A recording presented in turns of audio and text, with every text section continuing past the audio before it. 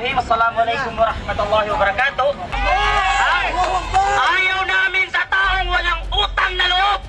Yes! Nung namatay si Ferdinand Marcos, ilang presidente ang dumaan, hindi siya nalibing. Nung dumating si Duterte, ipinalibing si Ferdinand Marcos. Ngayon, walang utang na loob. Yang si BBM. Nangampanya si BBM, sabi niya, ang bigas na 1 kilo gagawing 20 pesos.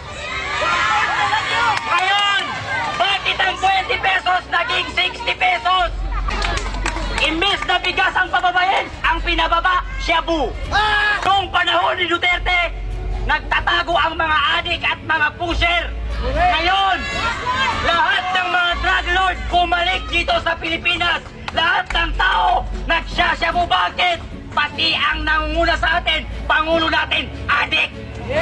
Tara na, panoorin natin ang buong video. Let's go!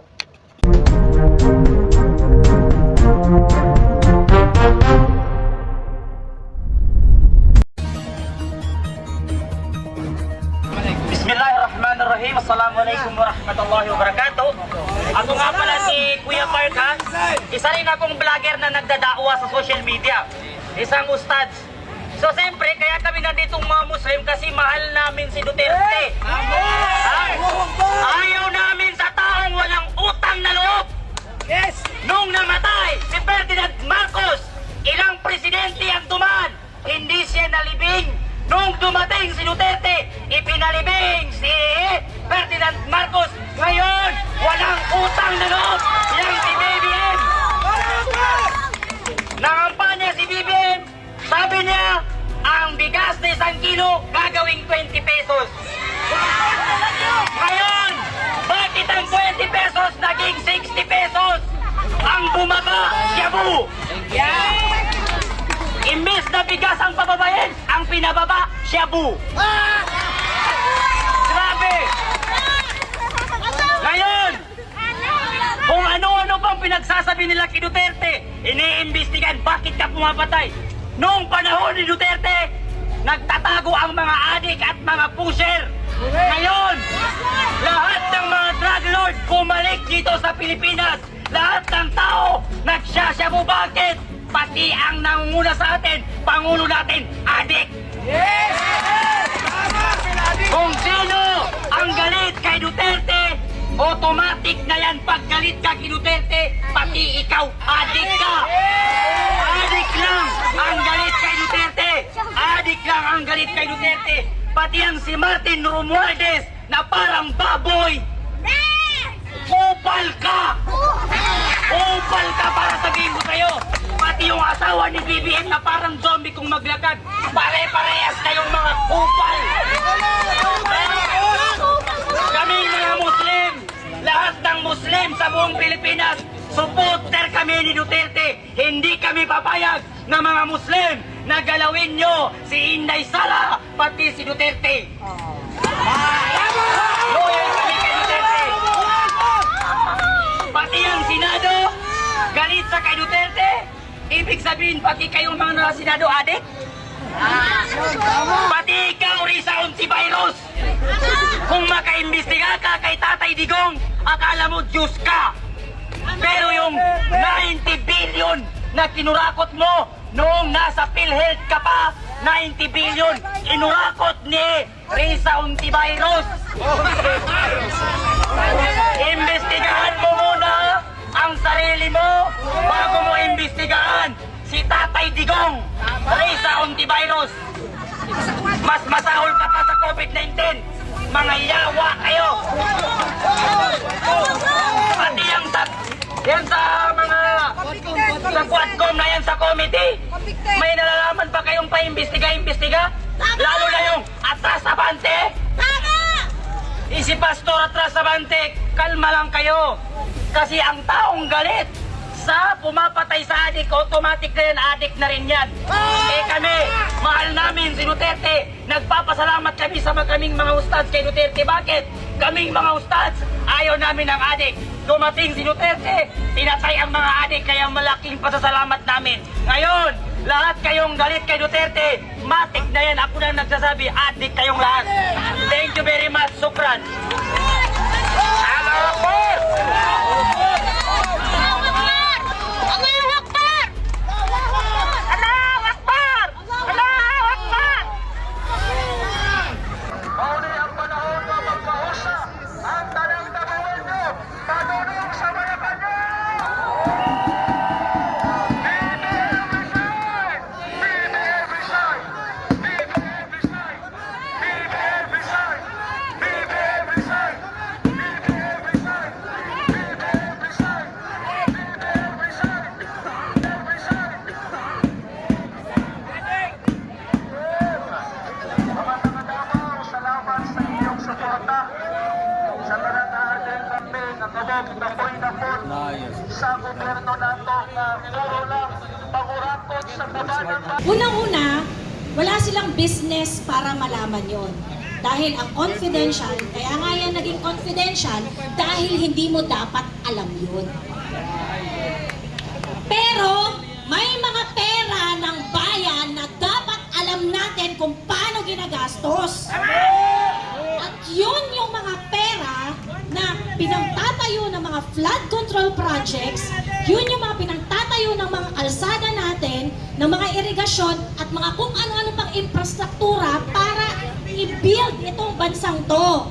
Ikaw, Bongbong Marcos, inabuso mo yung salitang nation building nung eleksyon, putang ina mo, wala ka palang balak na buuin tong bansang to!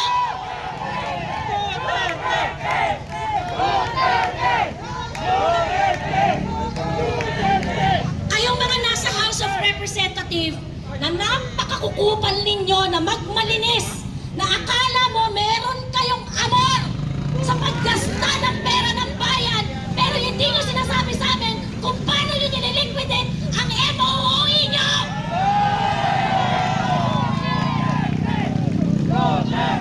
Para sa'yo yun, Martin Romualdez, Dong Gonzales, JJ Suarez, na saan katerma ang kaso mo sa ombudsman, nagsinungaling ka pa, kumuha ka pa ng clearance, kunwari wala kang kasong putang ina mo ka.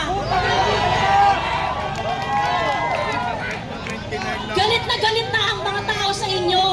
At sa totoo lang, itong nangyaring ito kay Inday Sara at kay Atty. Zuleika, this is, you know, it is the, the straw that broke the camel's back. Hindi na namin pwedeng tiisin yung ganito.